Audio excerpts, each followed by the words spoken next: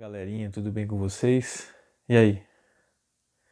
Pronto para mais uma aula, para mais uma lição da nossa EBD, ali onde nós estamos aprendendo sobre crises, né? Crise na adolescência, crise nesse processo todo onde a gente está se descobrindo como pessoa, como indivíduo. Então, estamos aqui aprendendo a enfrentar muitas crises. Já falamos de diversas situações aqui e com certeza você está sendo edificado a cada dia, a cada lição. Você, juntamente com a sua família, com seus pais, com seus irmãos, tenho certeza que Deus tem trazido um crescimento especial para vocês. Então nós vamos aqui para mais uma aula, a 13ª aula. Nós estamos chegando ao encerramento desse ciclo de aulas e você com certeza aprendeu um pouquinho mais daquilo que Deus tem para você. Eu queria compartilhar com vocês uma lição muito bacana, legal, né? E queria que você estivesse aqui comigo nesse tempo. Então, vamos lá, né? Te aguardo já já.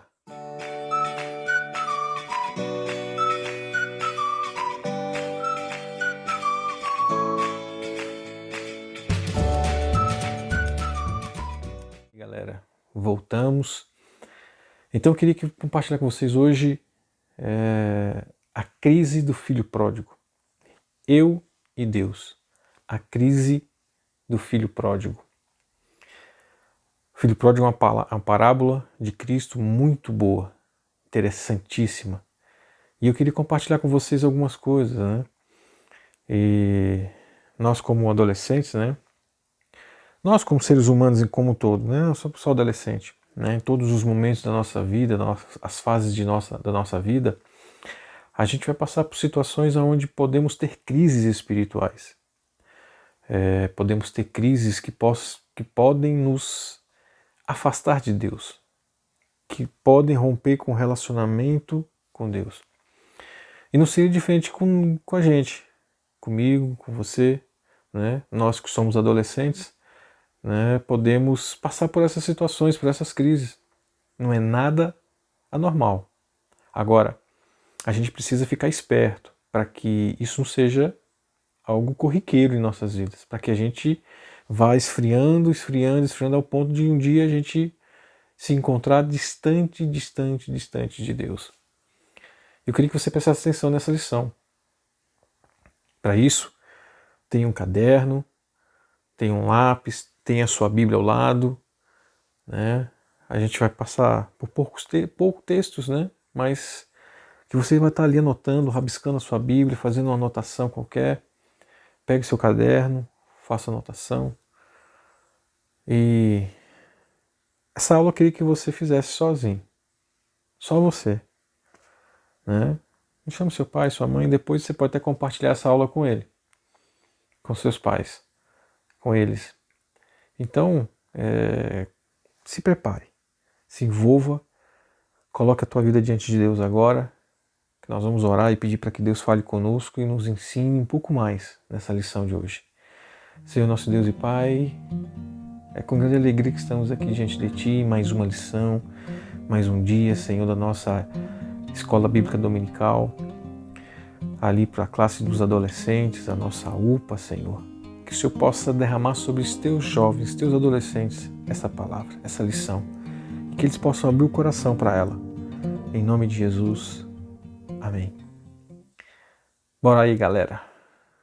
Né? Você já orou, nós já oramos. É incrível porque a nossa oração nos aproxima de Deus.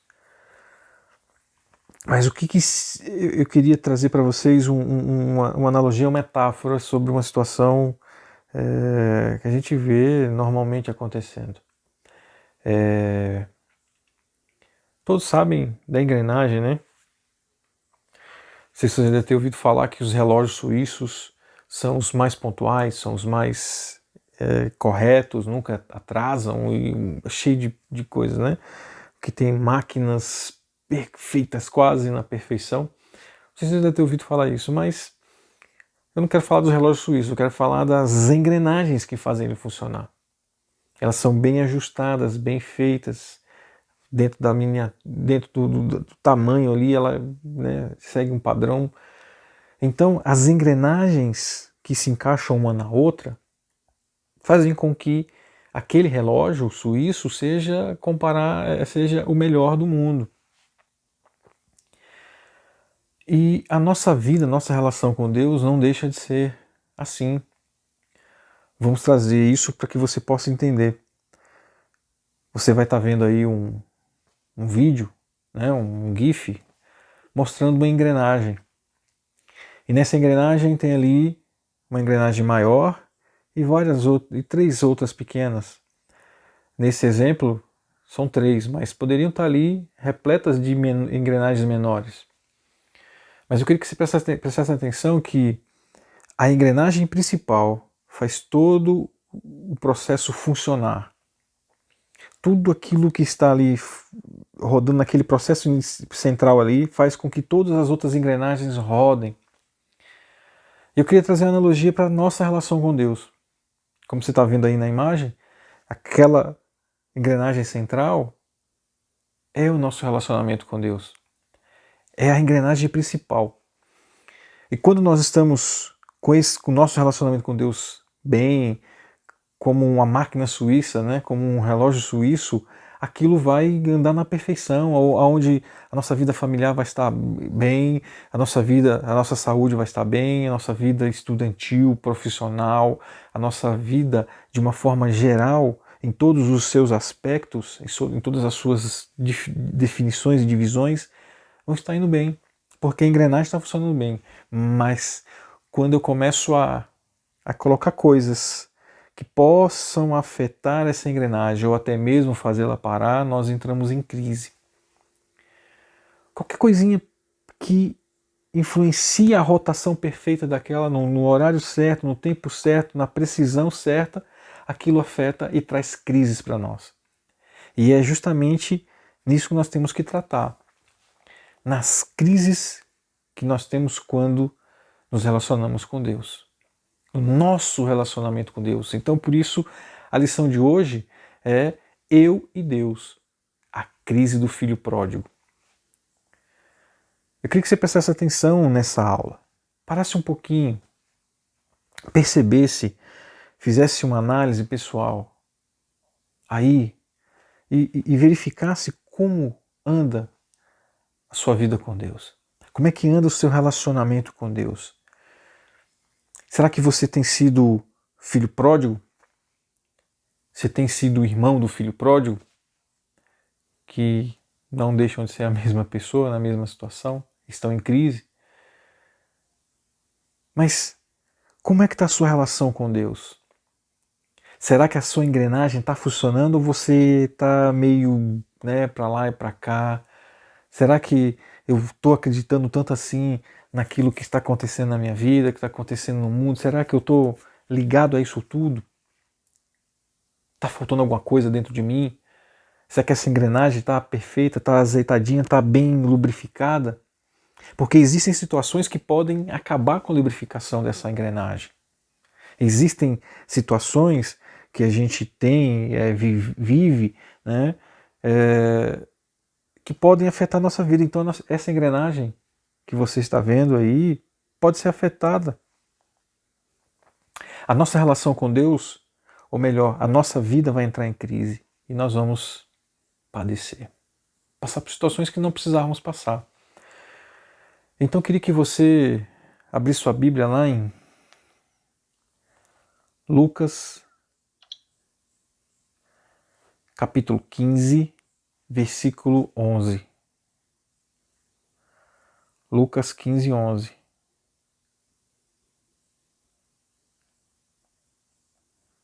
Já marquei aqui, vou dar um tempo para você abrir sua Bíblia aí, né? Lucas 15, 11. Então a nossa relação com Deus é a engrenagem principal e nós temos que cuidar dessa engrenagem, nós temos que lubrificar bem essa engrenagem, nós temos que tratar bem essa engrenagem, para que o resto da nossa vida esteja bem. E nós vemos aqui a parábola do filho pródigo. Cristo gostava de falar muito. Se você for olhar o contexto de Lucas 15, você vai ver Cristo falando 3 parábolas uma atrás da outra, falando para os fariseus. Ele queria mostrar para os fariseus a importância de a gente ter um relacionamento com Deus e o que Deus faz quando nós nos voltamos para Ele. O que o Pai faz quando a gente volta para Ele, quando a gente entende que é no Pai que nós temos que ter relação, com o Pai é que nós temos que ter o relacionamento. Então, galerinha, abre aí sua Bíblia, vamos ler juntos. Versículo 11. Algumas traduções vão trazer a parábola do filho perdido, ou, no caso aqui, filho pródigo. Então disse mais: certo homem tinha 2 filhos. O mais moço disse ao pai: Pai, dá-me a parte dos bens que me cabe por herança. Então o pai repartiu seus bens entre eles. Interessante. O pai pegou, o filho mais novo pediu os bens, mas o pai pegou os bens e separou entre eles. Entre eles quem? O filho mais novo e o filho mais velho. Né? Separou nesse sentido, ou seja, não deixou o filho mais velho longe, não só separou a parte do mais novo, mas separou entre eles.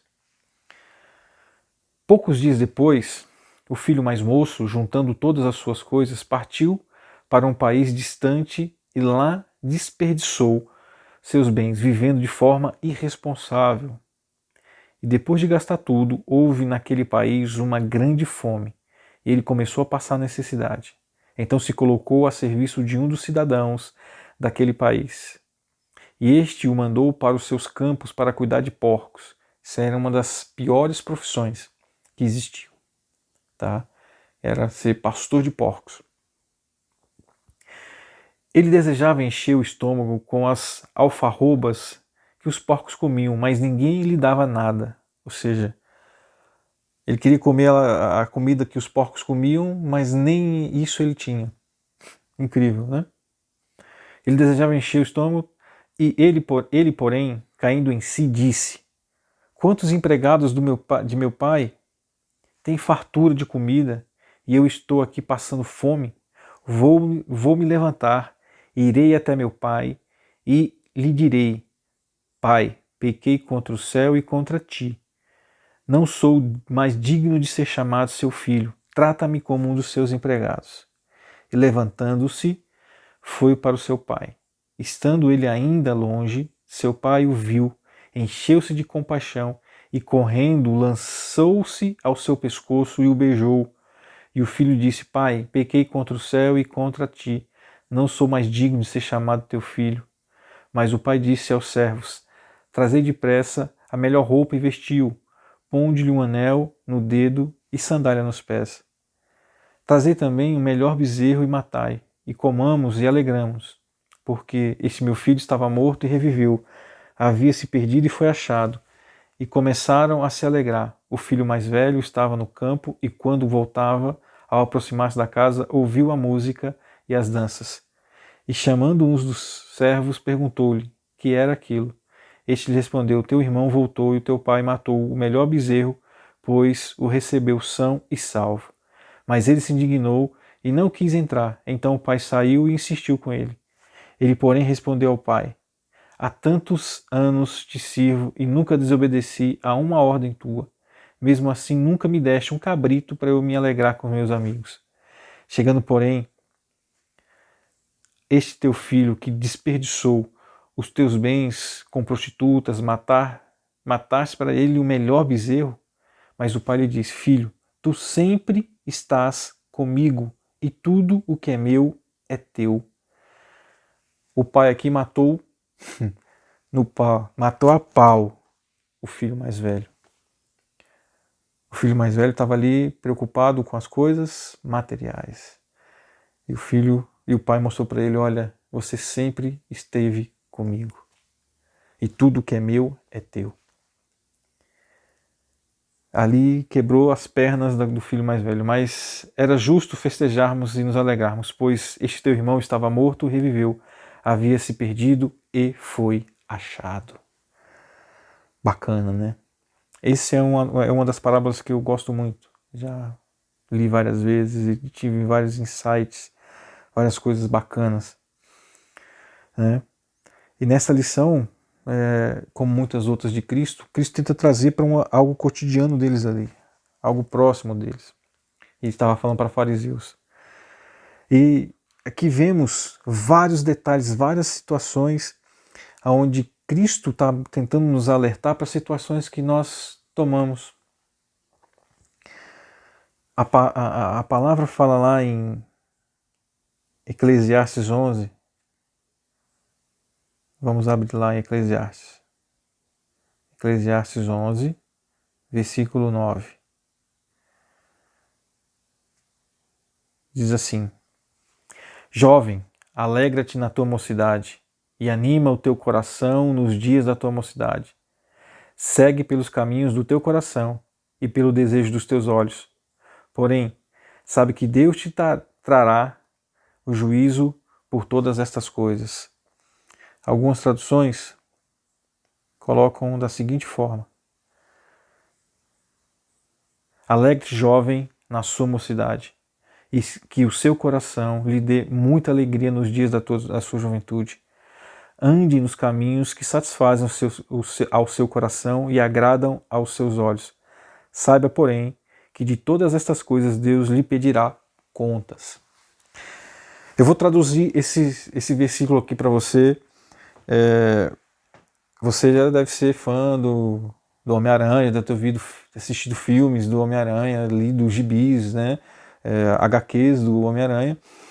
E lá tem um grande filósofo, um grande entendedor das coisas divinas, chamado Tio Ben. O Tio Ben chegou para o Peter um dia, né? E falou para o Peter: Peter, com grandes poderes vem grandes responsabilidades. O que Eclesiastes está dizendo aqui é o que o Tio Ben disse para o Peter. Peter, com grandes poderes existem grandes responsabilidades. E um grande poder que Deus nos deu foi do livre-arbítrio. E é o que o jovem, é o que aquele filho pródigo fez. Usou deste poder de escolher. Né? O pai pegou, separou ali a parte dele e do filho mais velho. E o que ele disse? Passando alguns dias ele catou tudo o que ele tinha e fez o quê? Vou seguir meu caminho. Porque, cansei, não quero, meu pai fica me regulando, eu quero ir para balada, eu não quero ler a Bíblia, eu não quero participar do culto, mas ele fica insistindo para eu ir no culto, ele fica insistindo para eu ler a Bíblia, ele fica insistindo para que eu faça uma coisa assim, uma coisa assado, e eu não estou gostando muito disso não, eu quero seguir minha vida. Né? Para quê? Não quero ficar nessa ensenga com meu pai, não quero, quero seguir minha vida. Catou tudo que ele tinha da parte dele e foi para outro país, foi para outro lugar, foi para outro canto. E a palavra diz que ele viveu dissolutamente. Deixa eu voltar aqui. O que é pródigo? Estou aqui falando do filho pródigo, você sabe o que é pródigo?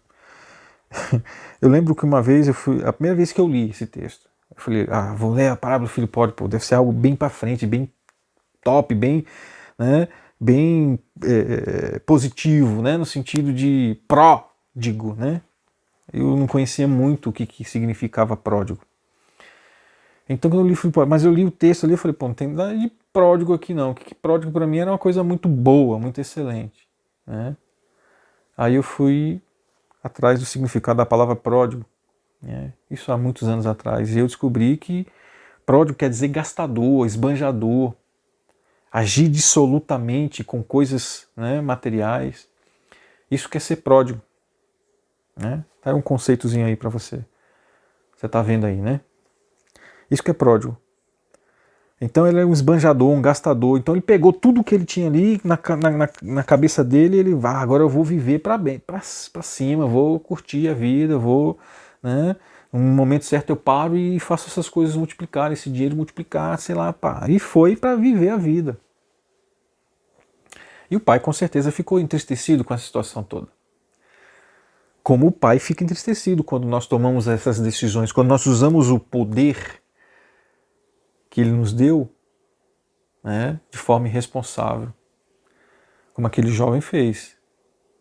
teve o livre-arbítrio de escolher e pegar e sair. E gastou tudo, como nós vimos na palavra. Né? Gastou tudo com bebedeira, foi para balada, foi para festa, viveu nos camarotes, foi comprando os melhores celulares, os melhores tênis, as melhores roupas, né? Foi isso, foi gastando, né? Indo, né?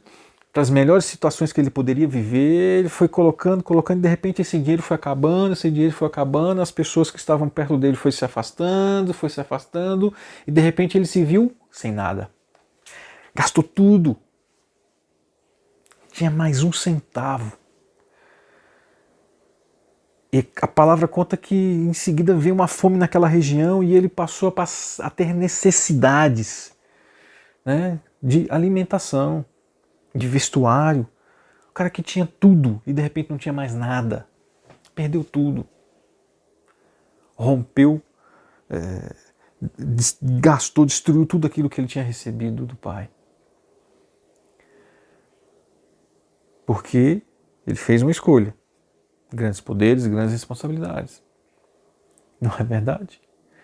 Então, nós vimos aquele jovem ali numa situação difícil e ele se juntou com outro cidadão daquela cidade ali, daquele país, e aquele cara deu um emprego, deu um trabalho para ele. Olha, você vai ser o pastor dos meus porcos. Você vai tratar dos meus porcos. Só que pior do que ser pastor de porcos é não receber por isso, né? Imagina só, você trabalha com o pior emprego naquela situação, é o pior emprego que poderia existir. E ele não receber por isso, e ao ponto de querer comer que os porcos comiam, ele chegou no fundo do poço. Ele chegou no limite que ele tinha. Passasse daquele limite era morrer.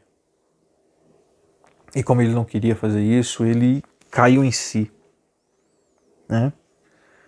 Ele caiu em si.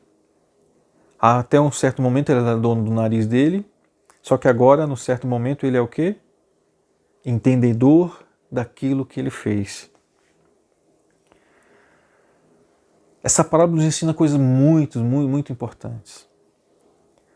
Existem 6 passos, 6 situações que ocorrem na vida do filho pródigo, que ocorrem na nossa vida e que podem startar todo esse processo de estragar aquela engrenagem central, o relacionamento com Deus. Primeiro dela, deixar de você não querer mais a Bíblia, não querer mais a igreja, você achar que pecar é normal, né? Você passar a gostar do pecado, você achar que um bom testemunho já não é coisa boa, você está lá no meio da galera, para que eu vou dar um bom testemunho?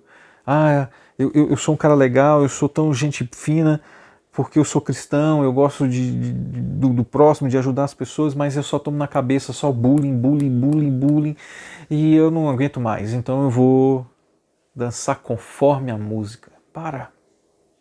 Isso são passos, são situações que o inimigo vai colocando para que a gente rompa com o nosso relacionamento com Deus, para que a gente jogue coisas que possam emperrar aquela engrenagem central e impedir a nossa relação com Deus.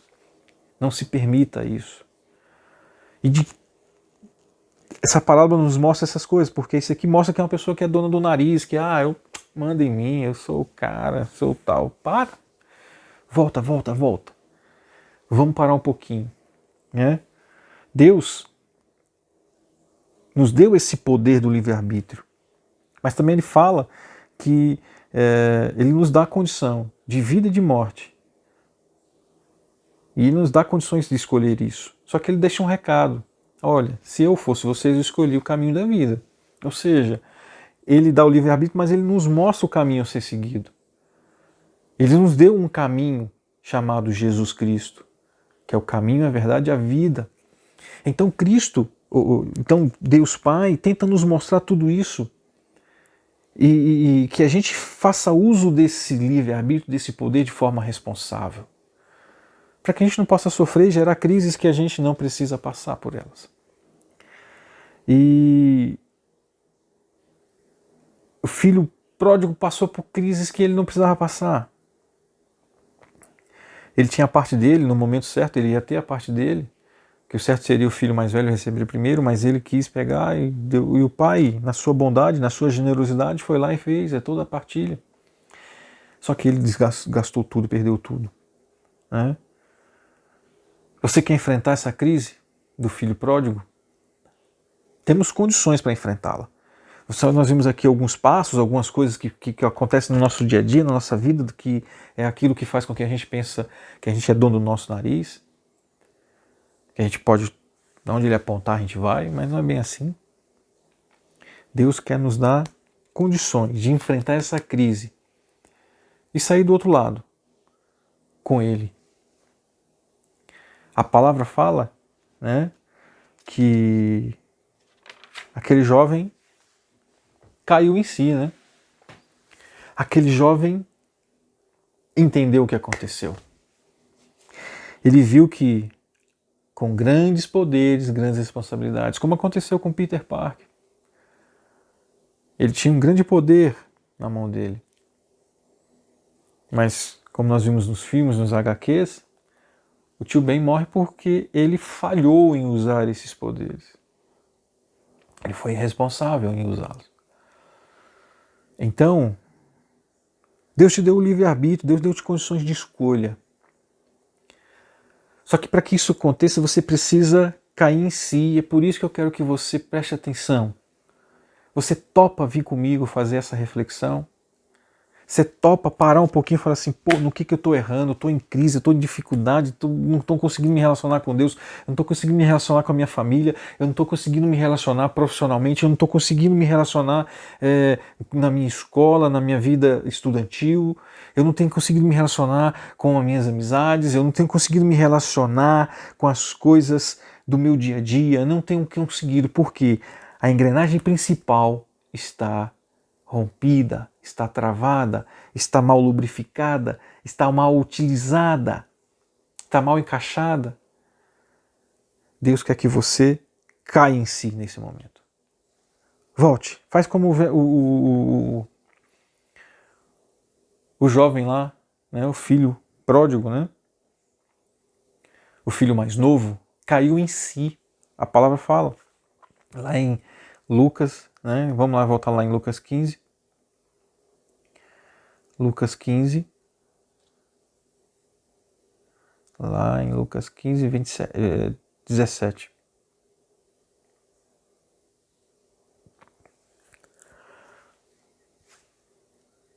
Diz assim, então caindo em si, ou seja, ele olhou para aquela situação que ele estava, o fundo do poço que ele estava, querendo comer comida dos porcos, e os porcos não deixando, e as pessoas não deixando, e nada acontecendo, e ele morrendo de fome, então ele caiu em si. Como é que ele caiu em si? Versículo 17, continua assim. Quantos trabalhadores lá, quantos empregados do meu pai tem comida, tem roupa, tem tudo bem, tá tudo, os caras estão bem servidos, e eu aqui me lascando. Que burrice que eu fiz. Caiu em si. Reconheceu que errou. É o primeiro passo que você precisa ter para que você enfrente essas crises. Como você topou vir comigo, então vamos lá enfrentar. Cai em si. Reconheça que errou. Reconheça. Pô, falhei. Não deu certo. Não era bem assim, não tinha que ser desse jeito, ou então eu rompi o meu relacionamento, eu deixei de ler a Bíblia, deixei de ir à igreja, deixei de dar o bom testemunho, deixei de ser aquele cristão, aquele jovem que ama a Deus, eu deixei, então errei, reconheço, errei, fiz tudo errado, agora eu vou me voltar para Deus, eu vou me aproximar do Senhor.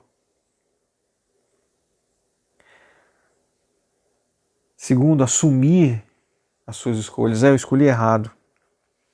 Eu escolhi afastar-me do Pai. Eu escolhi me afastar do Pai. Eu escolhi me afastar do Pai. Você tem que fazer isso também. Eu tenho que fazer isso também. Quando eu errar, eu tenho que cair em si e reconhecer que eu errei. E ao reconhecer que eu errei, assumir que aquela escolha que eu fiz foi a melhor, foi a pior possível. Não ajudou em nada. E arrepender-se. Uma das coisas que o inimigo gosta de colocar no nosso coração e em pessoas à nossa volta de que Deus não vai nos perdoar. De que Deus não vai aceitar o nosso perdão, o nosso pedido de perdão, que Deus não vai nos redimir. Só que isso é um grande erro. E se a gente cai nesse grande erro, nessa grande bobagem de Satanás, é porque a gente invalida o projeto redentor do Senhor, o projeto redentor do Pai, que era o quê? Nos mandar Jesus. E Ele nos mandou Jesus, Jesus nos mostrou como é se relacionar com o Pai, e principalmente através dessa parábola, Ele está nos mostrando como é o nosso relacionamento com o Pai. Pai de amor, Pai que vai fazer com que, nós vamos ver aqui na frente o que vai acontecer. Então eu preciso cair em si, reconhecendo os meus erros, assumindo as minhas escolhas e me arrependendo. Eu preciso me arrepender e aceitar o perdão de Deus. Segundo passo, segunda forma de você enfrentar a crise do filho pródigo está lá em Lucas 15, 18. Então ele entendeu, sacou, ele reconheceu, assumiu, se arrependeu e agora ele vai o quê? Vou me arrumar, voltar para o meu pai e lhe dizer: Pai, pequei contra Deus e diante do Senhor. Já não sou digno de ser chamado seu filho. Trata-me como um dos seus trabalhadores. Ou seja, ele quer voltar atrás. Só que ele pode estar pensando da seguinte forma: pô, eu saí de lá, pô, meu pai deve estar uma arara comigo, deve estar querendo me matar, me comer de picadinho, porque eu peguei tudo que ele me deu e acabei com tudo, queimei, destruí. Ele deve estar com prejuízo lá, deve estar passando, né? Eu vou chegar lá e pedir para trabalhar, e será que ele vai me receber? Então eu vou falar assim: eu não sou digno, eu vou aqui voltar atrás, né? Eu quero me voltar para Deus, confessar os pecados e pedir perdão. Ele caiu em si, agora ele quer voltar atrás, ou seja, ele quer voltar ao primeiro amor, não é nem voltar atrás, corrigindo aqui, voltar ao primeiro amor, voltar para aquilo que foi a essência dele desde o início. Primeiro amor. Volta para o Pai, volta a Deus. Ele reconheceu que ele precisava fazer isso. Vou me arrumar, voltar para o meu pai e dizer: Pai, pequei contra ti, pequei contra Deus e contra ti, não sou digno de ser chamado teu filho. Me trate como um dos seus trabalhadores, porque eu já estou mais do que feliz com isso. E com isso eu posso até te restituir aí alguma coisa que o senhor perdeu, né? Que eu gastei o seu dinheiro aí, então eu posso dar uma restituída aí com o meu trabalho, tá bom? Aí você me perdoa, aí a gente segue, né? De repente passou isso na cabeça dele, de que o pai iria recebê-lo para que ele trabalhasse, iria cobrar dele metas, ia cobrar dele trabalho, esforço, dedicação naquela lavoura, naquilo tudo, para que ele pudesse ter lá no final do dia uma condição de alimentação e de vestimenta e de moradia, porque ele não tinha mais nada disso. Mas nós vemos uma situação ainda muito superior a essa situação, algo muito melhor do que isso tudo. E ele se arruma, e o que acontece? E arrumando-se, versículo 20, e arrumando-se foi para o pai. Aqui é a situação, é o clímax dessa parábola. Né? O que acontece assim? Vinha ele ainda longe, quando seu pai o quê? Ele vinha longe. Quando o seu pai o avistou. E compadecido dele, ou se enchendo de compaixão dele, correndo, o abraçou e beijou. Versículo 21. E o filho lhe disse: Pai, pequei contra Deus e diante do Senhor. Já não sou digno de ser chamado seu filho. O pai, porém, disse aos servos. Aquelas pessoas moravam em uma vila, sei lá, em alguma situação, né, que tinham várias casinhas em lugar, e o senhor, né, o pai, estava no centro. Era uma cidadezinha, uma vila. O que acontece? O pai, sabendo que as pessoas poderiam ver o filho chegando naquela situação toda, mal vestido, fedendo, destruído, né? Todo desgrenhado, todo arrebentado, porque se deixou viver assim. Poderiam julgá-lo, jogar fora, julgá-lo, deixá-lo fora. Né? Tem toda a situação. O pai olha nessa situação. Né? O filho era esbanjador, era gastador, mas quem estava esbanjando generosidade, esbanjando amor, era o pai. Na verdade, o pai era o pai pródigo, só que no sentido bom da situação. Ele estava derramando amor sobre aquele jovem. O que ele fez? Viu de longe e saiu correndo e abraçou e beijou o filho, ficou feliz. E ele nem quis ouvir o que o filho disse. Ele fala lá: o pai, porém, disse aos servos: traga depressa a melhor roupa e vistam nele, ponham um anel no dedo dele e sandálias nos pés. Tragam e matem um bezerro gordo. Vamos comer e festejar, porque este meu filho estava morto e reviveu, estava perdido e foi achado. E começaram a festejar. Caraca, que coisa mais louca! O pai sabia que ele chegou lá não se reconhecendo como filho. Não foi isso que a palavra diz?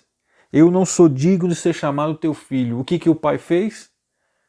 O recebeu, o abraçou, o beijou, fez festa com aquilo tudo e deu a ele condições de ser visto novamente como filho. Porque o pai o recebeu. E o pai mostrou para ele uma grande lição. Ele tinha que aceitar o perdão do pai, o perdão de Deus. Restaurar o relacionamento dele com o pai.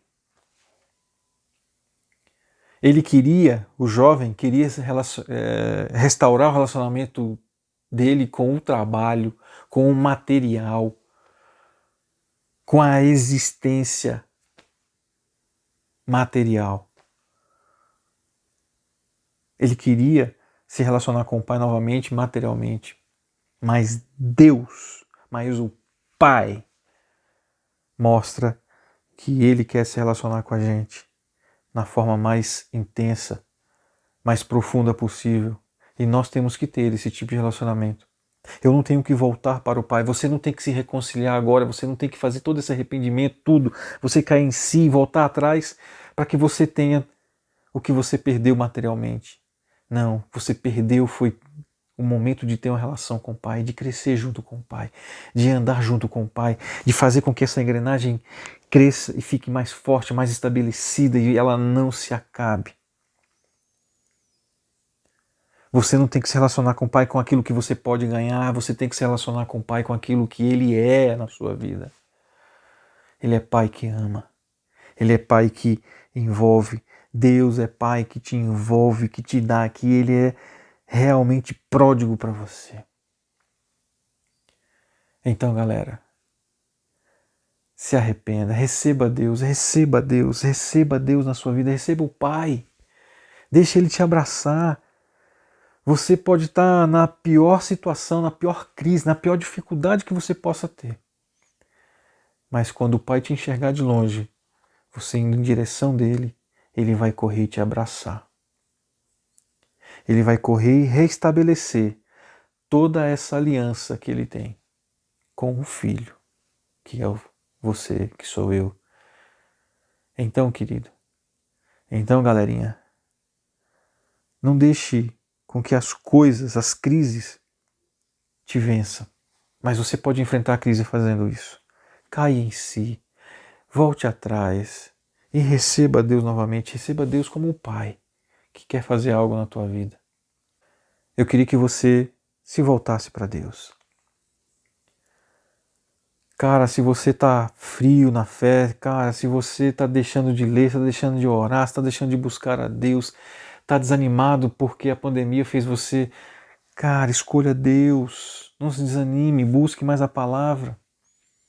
Busque se relacionar com a galera, pode me chamar, pode me acionar no WhatsApp. Está com dificuldade, está difícil, não está conseguindo sair do lugar, está em crise existencial, não sabe se Deus te ama, se Deus não te ama. Caramba, meu WhatsApp está aí, meu telefone está aí, você pode fazer uso dele, pode me acionar, estou aqui para te ajudar. Eu sou um adolescente um pouquinho mais velho que vocês, mas eu sou um adolescente também. Mas eu tenho um pouquinho mais de maturidade e posso te ajudar. Então não se perca, venha, entenda que você pode ter uma relação com o Pai novamente. Em nome de Jesus, eu te abençoo. Vai em paz, meu querido. Foi bom ter esse tempo com vocês e a gente se vê em outro dia.